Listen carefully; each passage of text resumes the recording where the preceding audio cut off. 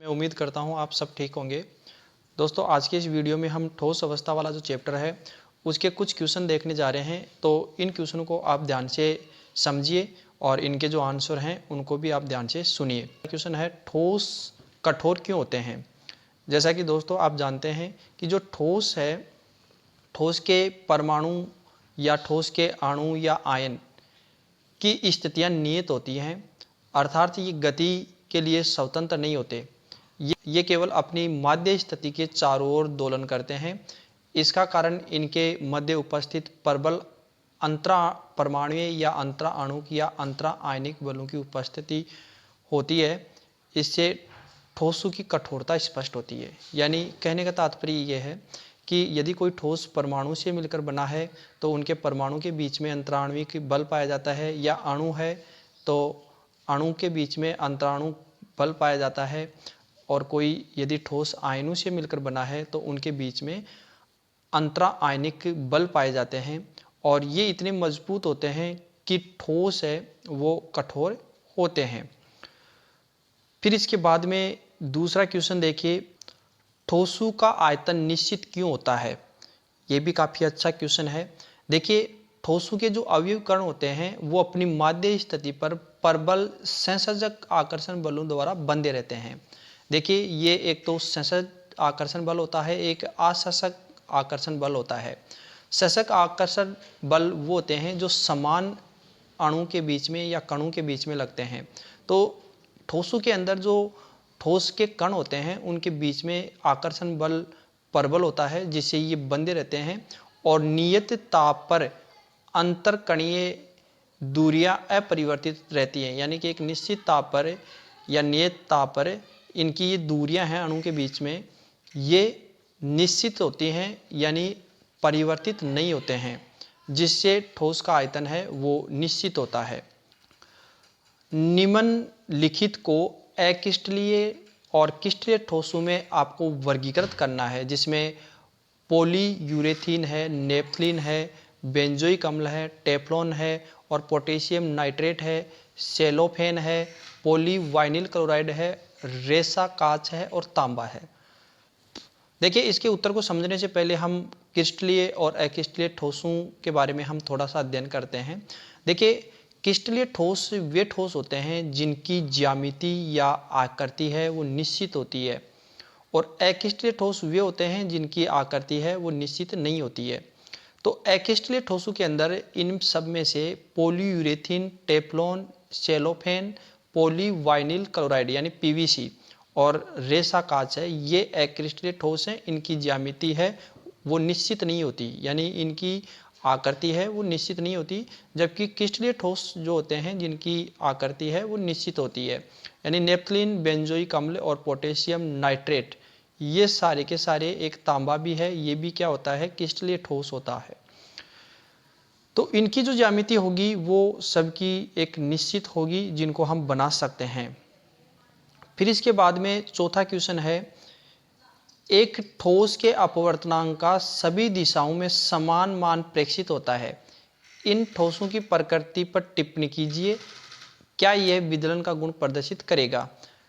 देखिए दोस्तों, ठोसों के अपवर्तनांक का सभी दिशाओं में समान मान प्रेक्षित होता है, तो इसका अर्थ यह है कि ये समदेशिक हैं, इसलिए यह अक्रिस्टलीय हैं। अक्रिस्टलीय ठोस होने के कारण तेज धार वाले औजार से काटने पर यह अनियमित सतहों वाले टुकड़ों में कट जाएंगे। दूसरे शब्दों में यह स्पष्ट विदलन गुण प्रदर्शित नहीं करेगा। यानी देखिए, ठोसों के अंदर एक तो समदेशिकता और एक विषमदेशिकता का गुण पाया जाता है। विषमदेशिकता है वो क्रिस्टलीय ठोस दर्शाते हैं जिन पर चोट लगाने पर वो एक निश्चित आकृति के अंदर एक परत दूसरी परत पर फिसल जाती है। जैसे हम नमक और फिटकरी जैसे पदार्थ हैं, उनको अगर हम चोट लगाते हैं तो वो एक निश्चित ज्यामिति में या एक परत की नुमा संरचना में वो टूटते हैं। तो वो विषमदेशिकता के गुण होंगे, उनके जो मान हैं वो अगर अलग अलग दिशा से हम लें तो सभी के जो मान हैं वो असमान प्रेक्षित होंगे। जबकि ये जो अक्रिस्टलीय अपरूप हैं, एकिस्टलीय ठोस हैं वो समदेशिकता होते हैं जिनमें सभी दिशाओं के मान हैं, सभी दिशाओं के अंदर मान है वो समान प्रेक्षित होते हैं। जैसे ये एक एकिस्टलीय ठोस है, अगर हम एक इस दिशा में या एक इस दिशा में और एक इस दिशा में, अगर किसी भी दिशा से हम इनके मान प्रेक्षित करें तो सभी दिशा में, जैसे ए बी दिशा ये थी, बी सी ये थी, ए बी ये थी और सी डी ये थी और ई एफ दिशा ये है, तो इनके जो मान हैं सभी दिशाओं के अंदर, जैसे ए बी के अंदर और सी डी के अंदर, ई एफ के अंदर, सभी दिशाओं के अंदर इनके मान क्या होंगे, समान होंगे। उपस्थित अंतरा आणविक बलों की प्रकृति के आधार पर निम्नलिखित ठोसों को विभिन्न सहवर्गों में वर्गीकृत कीजिए। Potassium sulphate, tin, benzene, urea, ammonia, जल, zinc sulphide, graphite, rubidium, argon, silicon carbide. देखिए इनको आपको ये पता लगाना है कि कौन से आणविक ठोस हैं, कौन से आयनिक हैं, कौन से धात्विक हैं और कौन से सहसंयोजक या नेटवर्क ठोस हैं। यानी कि ठोसों के जो प्रकार हैं उनके हिसाब से इनको विभाजित आपको करना है। तो देखिए आणविक ठोस कौन से हैं, इनमें बेंजीन, यूरिया, अमोनिया, जल, आर्गन, ये सारे के सारे आणविक ठोस हैं। और इनके जो आयनिक ठोसों की बात करें तो देखिए ये आयनों से मिलकर बने हैं। पोटेशियम सल्फेट, जिंक सल्फाइड, ये आयनों से मिलकर बने हैं, यानी कि इनमें आयनिक बंध है। और रुबिडियम और टिन है, ये धातु हैं, तो दो धात्विक ठोस कहलाएंगी ये। और सहसंयोजक या नेटवर्क ठोस जैसे ग्रेफाइट, सिलिकॉन और कार्बाइड, ये सारे के सारे हैं वो क्या हैं, नेटवर्क ठोस हैं। फिर उसके बाद में देखिए छठवां क्वेश्चन देखिए, ठोस ए अत्यधिक कठोर तथा ठोस एवं गलित दोनों अवस्थाओं में विद्युत रोधी है और अत्यंत उच्च ताप पर पिघलता है, ये किस प्रकार का ठोस है। देखिए ऐसा जो ठोस होगा वो सहसंयोजी या नेटवर्क ठोस होगा, क्योंकि यह गलित अवस्था में भी विद्युत का चालन नहीं करता है। नेटवर्क ठोस की ये विशेषता होती है कि ये गलित अवस्था में भी विद्युत का चालन नहीं करते, जबकि आयनिक ठोस होते हैं वो विद्युत का चालन करते हैं यदि उनका जलीय विलयन बना दिया जाए तो। फिर उसके बाद में सातवां क्वेश्चन देखिए, आयनिक ठोस गलित अवस्था में विद्युत का चालन होते हैं परंतु ठोस अवस्था में नहीं, व्याख्या कीजिए। देखिए जैसा कि आप जानते हैं आयनिक यौगिक है उसका जलीय विलयन बना दिया जाए तो वो विद्युत का चालन करेंगे, क्योंकि उनका जलीय विलयन बनाने पर वो आयनिक ठोस वियोजित होकर जल में या उस विलयन के अंदर आयन मुक्त करेंगे और इस मुक्त आयनों की गति के कारण ही वो विद्युत का चालन करते हैं। देखिए गलित अवस्था में अथवा जल में घोलने पर आयनिक ठोस वियोजित होकर मुक्त आयन देते हैं। इन मुक्त आयनों की गति के कारण विद्युत का चालन संभव होता है।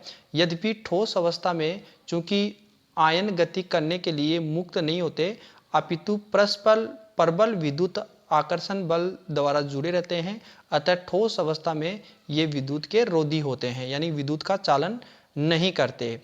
फिर उसके बाद में आठवां क्वेश्चन देखिए, किस प्रकार के ठोस विद्युत का चालन आघात वर्धनीय और तन्य होते हैं। देखिए धात्विक ठोसों की विशेषता होती है कि वो ठोस अवस्था में विद्युत का चालन करेंगे, आघात वर्धनीय होंगे, यानी उस पर चोट लगाने पर उनकी पतली चादर बनाई जा सकती है। और तन्य होते हैं क्योंकि उनको पीट कर लंबे तार बनाए जा सकते हैं, यानी उनको तारों में बदला जा सकता है। नौवां क्वेश्चन देखिए, जालक बिंदु से आप क्या समझते हैं। देखिए प्रत्येक जालक बिंदु ठोस के लिए एक अवयवी कण को प्रदर्शित करता है। यह अवयवी कण परमाणु हो सकता है, अणु या अणु का समूह हो सकता है, या आयन भी हो सकता है। फिर इसके बाद में 10वां क्वेश्चन देखिए, 10वां क्वेश्चन है, एकक कोष्ठिका को अभिलक्षणित करने वाले पैरामीटर के नाम लिखिए। देखो एकक कोष्ठिका के 3 पैरामीटर होते हैं, 3 तो उनकी विमाएं होती हैं जो ABC द्वारा हम प्रदर्शित करते हैं, जो परस्पर लंबवत हो सकती हैं और नहीं भी हो सकती। ये दोनों कंडीशन होती हैं, लंबवत भी हो सकती हैं और नहीं भी हो सकती। और 3 उनके बीच में जो कोण बनते हैं जिनको हम अल्फा लिखते हैं, जो B और C के मध्य बनता है, और A और C के मध्य जो कोण बनेगा उसको बीटा, और ए और बी के बीच में बनेगा उसको गामा द्वारा हम प्रदर्शित करते हैं। तो इस प्रकार एक एक कोष्टिका के लिए 3 पैरामीटर होते हैं। फिर देखिए निम्न में विभेद कीजिए षष्ठकोणीय एकंताक्ष एकक कोष्टिका और फलक केंद्रीय अनंत्य केंद्रक एकक कोष्टिका। देखिए इनके बीच में हम अंतर देखें तो त्रिविमीय जालक की संख्या षष्ठकोणीय में 1 होती है और एकंताक्ष एकक कोष्टिका के अंदर इनकी संख्या 2 होती है। षष्ठकोणीय की आद्य होती है और इनकी आद्य और अंत्यत केंद्रित भी हो सकती है। कोरों की लंबाई देखें तो ए बी बराबर होगी, लेकिन बी और सी है वो बराबर नहीं होगी और इनमें ए बी सी तीनों ही बराबर नहीं होगी। अक्षीय कोणों की बात करें तो इनमें अल्फा और बीटा कोण 90 डिग्री का होगा और जो वाई कोण होगा वो 120 डिग्री का होगा और इसमें अल्फा और बीटा 90 डिग्री का और जो बीटा है वो होगा। उदाहरण देखें तो देखिए षष्ठकोणीय एकक कोष्टिका का graphite, zinc oxide, cadmium sulphide ये होते हैं और एकंताक्ष एकक कोष्टिका के एक तो गंधक होता है, एक सोडियम सल्फेट होता है जो कि 10 जल के अणु होते हैं उसमें, जिसको हम धावन सोडा भी बोलते हैं। तो धावन सोडा भी होता है। तो इस प्रकार ये 11 क्वेश्चन है। फिर 12वां क्वेश्चन देखिए। 12वां क्वेश्चन ये है, स्पष्ट कीजिए कि एक घनीय एकक कोष्टिका के कोणों और अंतः केंद्र पर उपस्थित परमाणु का कितना भाग सन्निकट कोष्टिका से सहभाजित होता है। देखिए दोस्तों, आप जानते हैं एकक कोष्टिका के कोणों का प्रत्येक परमाणु है 8 निकटवर्ती एकक कोष्टिका के मध्य सहविभाजित होता है। 4 एकक कोष्टिका समान परत में और 4 एकक कोष्टिका ऊपर यानी ऊपरी और निचली परत में होते हैं। अतः एक परमाणु का 8वां भाग एक विशिष्ट एकक कोष्टिका से संबंधित रह सकता है। तो इस प्रकार इसका आंसर है। दूसरा देखिए, इसी का अंतः केंद्र का परमाणु पूर्णतया उस एकक कोष्टिका से संबंधित होता है जिनमें वह उपस्थित होता है। यह किसी सन्निकट कोष्टिका से सहभाजित नहीं होता। तो इस प्रकार जो पहले और दूसरे का आंसर है। फिर देखिए 13वां क्वेश्चन देखिए। 13वां क्वेश्चन ये है, एक अणु की वर्ग निबिड़ संकुलित परत में द्विविमीय उप सहसंयोजन संख्या क्या होगी। देखिए द्विविमीय निबिड़ संकुलित परत में प्रत्येक परमाणु 4 निकटवर्ती परमाणु के संपर्क में रहता है। अतः इसकी उप सहसंयोजन या समन्वय संख्या 4 होती है। अगला क्वेश्चन देखिए, 14वां क्वेश्चन ये है, एक यौगिक षष्ठकोणीय निबिड़ संकुल संरचना बनाता है। इसके 0.5 मोल में रिक्तियों की संख्या कितनी होगी, उसमें कितनी रिक्तियां चतुष्फलकीय हैं। देखिए आप ये जानते हैं, यदि निबिड़ संकुल में परमाणु की संख्या n है तो चतुष्फलक के अंदर 2n होगी और अष्टफलकीय के अंदर अष्टफलकीय रिक्तिकाओं की संख्या n होगी। तो आपके पास 0.5 मोल में परमाणु की संख्या कितनी होगी। जैसा कि आप जानते हैं कि अवोगाद्रो संख्या 1 मोल के बराबर 6.022 इंटू 10⁻23 होता है। तो 0.5 को इतने से गुणा करेंगे हम तो 3.011 इंटू 10⁻23 परमाणु होंगे। अब जो अष्टफलकीय रिक्तिकाओं की अगर हम बात करें तो देखिए अष्टफलकीय रिक्तिकाओं की संख्या निबिड़ संकुल में परमाणु की संख्या बराबर इतनी है जो कि हमने निकाला है चतुष्फलकीय रिक्तियों की संख्या। तो 2 से हम गुणा करेंगे तो 2 इंटू निबिड़ संकुलों में परमाणु की संख्या होगी, क्योंकि हमने ऊपर इसका सूत्र देखा है, देखो 2n।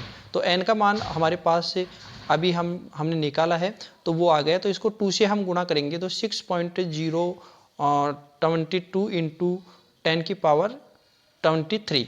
रिक्तियाँ देखेंगे तो इन दोनों को हम जोड़ देंगे, जोड़ने पर 9.033 इंटू 10⁻23 रिक्तियाँ। इस प्रकार इसको हम निकालेंगे। HCP तथा CCP संरचना वाली धातु के गलनांक उच्च क्यों होते हैं। देखिए HCP तथा CCP संरचना वाले धातु की निबिड़ जो क्षमता है वो 74% होती है, यानी अधिक होती है। अतः इसमें धातु परमाणु एक दूसरे के निकटतम होते हैं, जिसके कारण अंतर परमाणु बल अर्थात धात्विक बंध प्रबल होते हैं, जिसके कारण इसका गलनांक क्या होता है, ज़्यादा होता है, उच्च होता है। यानी इनके बीच में जो आकर्षण बल होता है, धात्विक बंध है, तो वो अधिक प्रबल होगा, जिसकी वजह से इसके गलनांक और क्वथनांक ज़्यादा होंगे, क्योंकि उनको तोड़ने के लिए हमें ज़्यादा ऊर्जा की आवश्यकता होगी। अब देखिए 16वां क्वेश्चन, निम्न में से किस जालक में उच्चतम संकुलन क्षमता है? ये ममता लिखा हुआ है, क्षमता है यहाँ पर। सरल गणीय, अंतर केंद्रीय गणीय और षष्ठकोणीय निबिड़ संकुलन जालक। देखिए जालक में संकुलन क्षमताएं इस प्रकार होती हैं, सरल गणीय, अंतर केंद्रीय गणीय, षष्ठकोणीय निबिड़ संकुल।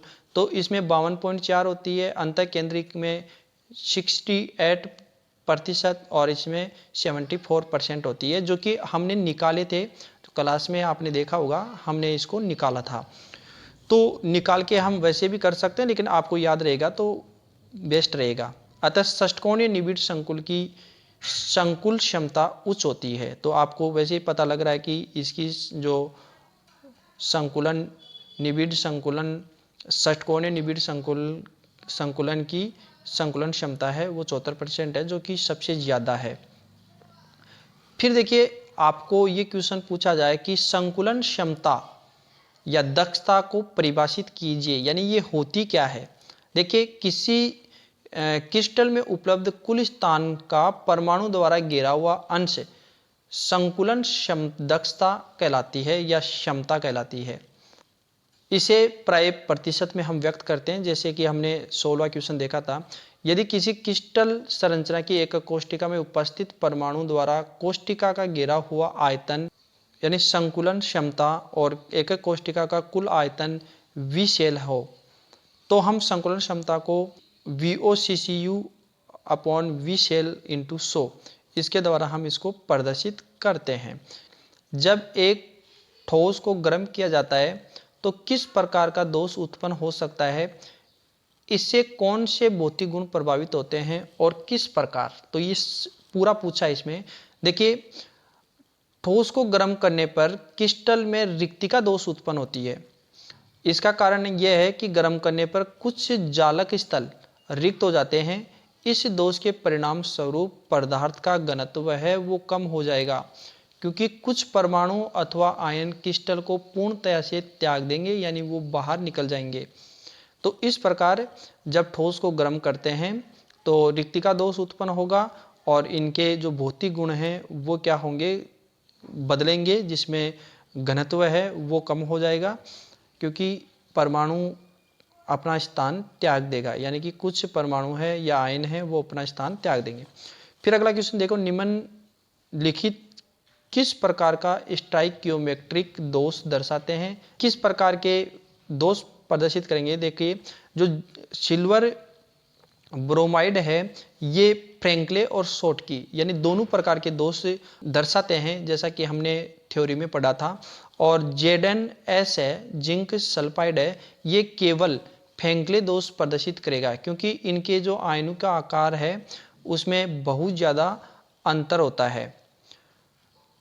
अब देखिए अगला 20वां क्वेश्चन देखिए, समझाए कि एक उच्च संयोजी धनायन को अशुद्धि की तरह मिलाने पर आयनिक ठोस में रिक्तिकाएं किस प्रकार प्रविष्ट होती हैं। देखिए जब एक उच्च संयोजी धनायन को आयनिक ठोस में अशुद्धि की तरह मिलाया जाता है तो वास्तविक धनायन का कुछ स्थल उच्च संयोजी धनायन द्वारा अध्यासित हो जाता है। प्रत्येक उच्च संयोजी धनायन दो या अधिक वास्तविक धनायन को प्रतिस्थापित करके एक वास्तविक धनायन के स्थल को अध्यासित कर लेता है तथा अन्य रिक्त ही रहते हैं। अध्यासित धनायन रिक्तिकाएं उच्च संयोजी धनायन की संख्या और गुणा वास्तविक धनायन तथा उच्च संयोजी धनायन की संयोजकता का अंतर है।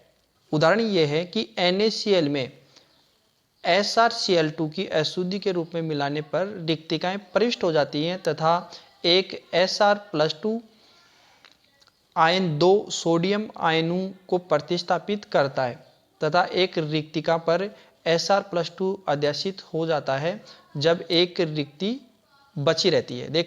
आगे देखिए 21वां क्वेश्चन है, जिस आयनिक ठोसों में धातु आधिक्य दोष के कारण ऋणायनिक रिक्तिकाएं होती हैं वे रंगीन होते हैं। इसे उपयुक्त उदाहरण की सहायता से आपको समझाना है। देखिए धातु आधिक्य दोष के कारण आयनिक रिक्तिकाएं वाले ठोस रंगीन होते हैं, क्योंकि ठोसों की सतह पर धातु के परमाणु जम जाते हैं और आयनन के पश्चात क्रिस्टल में विसरित हो जाते हैं एवं धातु आयन के साथ प्राप्त इलेक्ट्रॉन ऋणायन रिक्तिकाओं को अध्यासित कर लेते हैं। जब इन इलेक्ट्रॉनों पर सफेद प्रकाश पड़ता है या डाला जाता है तो वे उचित तरंग दैर्ध्य को अवशोषित करके उत्तेजित हो जाते हैं और उच्च ऊर्जा स्तर पर पहुंच जाते हैं, जिसके परिणाम स्वरूप जो ठोस हैं वो रंगीन दिखाई देते हैं। जैसे लिथियम क्लोराइड गुलाबी रंग का होता है और जो सोडियम क्लोराइड है वो पीले रंग का दिखाई देगा, क्योंकि जब इन पर प्रकाश डाला जाता है तो ये कुछ ऊर्जा को अवशोषित कर लेते हैं और उच्च ऊर्जा स्तर पर चले जाते हैं, जिसके कारण ये रंगीन दिखाई देते हैं। इसमें एन और पी प्रकार के अर्धचालक बनते हैं, जो कि मैंने एक वीडियो डाल रखा है, उस वीडियो का आंसर आप वहां से आप देख सकते हैं। फिर देखिए प्रश्न संख्या 23, किस प्रकार के पदार्थों से अच्छे स्थायी चुंबक बनाए जा सकते हैं? लो चुंबकीय अथवा फेरी चुंबक के? अपने उत्तर का औचित्य बताइए, यानी कि आपको ये बताना है कि स्थायी चुंबक किस से बनती है, लो चुंबकीय से बनती है या फेरी चुंबक से। देखिए जैसा आप जानते हैं लोहे चुंबकीय पदार्थों से अच्छे स्थायी चुंबक बनाए जा सकते हैं। इसका कारण यह है कि ठोस अवस्था में लो चुंबकीय पदार्थों के धातु आयन खंडों में एक साथ समूहित हो जाते हैं, यानी सीधे खंडों में एक साथ समूहित हो जाते हैं। इन्हें डोमेन कहा जाता है। इस प्रकार प्रत्येक डोमेन एक छोटे चुंबक की तरह व्यवहार करता है। लो चुंबकीय पदार्थों के अनुचुंबकीय टुकड़ों में डोमेन अनियमित रूप से अभिविन्यासित होते हैं और इसका चुंबकीय आघूर्ण निरस्त हो जाता है। पदार्थ को चुंबकीय क्षेत्र में रखने पर सभी डोमेन चुंबकीय क्षेत्र की दिशा में अभिविन्यासित हो जाते हैं और प्रबल चुंबकीय प्रभाव उत्पन्न होता है। चुंबकीय क्षेत्र हटा लेने पर भी डोमेन का क्रम बना रहता है, अतः जो लो चुंबकीय पदार्थ हैं उससे स्थायी चुंबक बनते हैं। अगला क्वेश्चन देखिए, कांच कवार्ज जैसे ठोसों से किस प्रकार भिन्न है? यानी स्थिति में कवार्ज को कांच में रूपांतरित किया जा सकता है। देखिए कांच एक क्रिस्टलीय ठोस है जिसमें अवयवी कणों की व्यवस्था लघुपरास की होती है, जबकि कवार्ज क्रिस्टलीय ठोस है जिसमें अवयवी कणों की व्यवस्था दीर्घपरासीय होती है। कवार्ज को पिघलाकर एवं तुरंत ठंडा करके इसे कांच में बदला जा सकता है। फिर अगला है शॉटकी और फ्रैंकली जो त्रुटियां हैं उनमें अंतर क्या है? देखिए फ्रैंकले और ये शॉटकी, इसमें छोटे धनायन और बड़े ऋणायनों से बने यौगिक पाए जाते हैं। इसमें दोनों ऋणायन और धनायनों का आकार है वो लगभग बराबर होता है, उससे ये बनते हैं। इसकी समन्वय संख्या निम्न वाले क्रिस्टलीय ठोस पाए जाते हैं और इसमें उच्च समन्वय संख्या वाले यौगिक पाए जाते हैं। इसमें अंतराकाशी दोष होता है और इसमें रिक्तिका दोष होता है। इसमें पदार्थ का घनत्व वो बदलता नहीं है और इसमें पदार्थ का जो घनत्व है वो परिवर्तित हो जाता है। फिर इसके बाद में अगला क्वेश्चन देखिए, उपसह संयोजन संख्या क्या है, यानी इसका क्या अर्थ है? निम्नलिखित परमाणु की उपसह संयोजन संख्या क्या होगी? देखिए एक घनीय निबिड की और एक अंतः केंद्रित घनीय संरचना, इनकी उपसह संयोजन संख्या क्या होगी? देखिए किसी कण के निकटवर्ती गोलों की संख्या को उसकी उपसह संयोजन संख्या कहा जाता है, यानी एक गोला दूसरे कितने गोलों से वो संपर्क में है या उससे स्पर्श हो रहा है उसको उसकी समन्वय संख्या कहते हैं। आयनिक क्रिस्टलों में किसी आयन की उपसह संयोजन संख्या इसके चारों ओर उपस्थित विपरीत आवेश युक्त यौगिकों की संख्या होती है। देखिए एक घनीय निबिड संकुलित संरचना में केंद्रीय परमाणु की उपसह संयोजन संख्या 12 होती है और एक अंतः केंद्रित घनीय संरचना में उपसह संयोजन संख्या है वो 8 होती है। अब इसके बाद में अगला क्वेश्चन देखिए 27वां क्वेश्चन, किसी क्रिस्टल की स्थिरता उसके गलनांक के परिणाम द्वारा प्रकट होती है। टिप्पणी कीजिए, पाठ्य पुस्तक में दिए गए आंकड़ों की सहायता से जल, ethyl alcohol, die ethyl ether और मेथेन के गलनांक एकत्रित कीजिए। इन अणुओं के मध्य अंतराण्विक बलों के बारे में आप क्या कह सकते हैं? देखिए गलनांक उच्च होने पर अवयवी कणों को एक साथ बांधे रखने वाला बल प्रबल होगा, परिणाम स्वरूप इसका स्थायित्व ज्यादा रहेगा। पाठ्य पुस्तक में जो आंकड़े दिए गए हैं वो जल का 273 केल्विन है, एथिल एल्कोहल का 155.7 केल्विन है और डाई एथिल ईथर का 156.8 केल्विन है और मेथेन का है वो 90.5 केल्विन है। जल तथा एथिल एल्कोहल में अंतरा आणविक बल मुख्यतः हाइड्रोजन बंध के कारण होती है। एल्कोहल की तुलना में जल उच्च गलनांक प्रदर्शित करता है क्योंकि एथिल एल्कोहल अणु में हाइड्रोजन बंध जल के समान प्रबल नहीं होता। डाई एथिल ईथर एक ध्रुवीय अणु है, इसमें उपस्थित अंतराणविक बल द्विध्रुव आकर्षण बल होता है। मेथेन एक अध्रुवीय अणु है, इसमें केवल दुर्बल वांडरवाल्स बल ही पाए जाते हैं। तो इस प्रकार ये मैंने 27 क्वेश्चन इस लेसन में मैंने बताए हैं। ये सारे जो क्वेश्चन हैं वो काफ़ी महत्वपूर्ण क्वेश्चन हैं। तो इस वीडियो को आप अगर समझ में नहीं आया है तो इस वीडियो को आप दोबारा देख सकते हैं।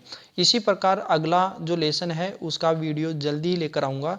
यदि आपको ये वीडियो अच्छा लगा है तो वीडियो को लाइक करें और इस चैनल पर आप नए हैं तो आप चैनल को सब्सक्राइब कर लें और पास में जो बेल आइकन है उसको भी ऑन कर लें ताकि आने वाला जो भी वीडियो होगा उसका नोटिफिकेशन आपको सबसे पहले प्राप्त हो। इस चैनल के माध्यम से मैं आपको केमिस्ट्री के हर प्रकार के टॉपिक हैं वो समझाने की कोशिश करता रहूँगा। Thank you for watching.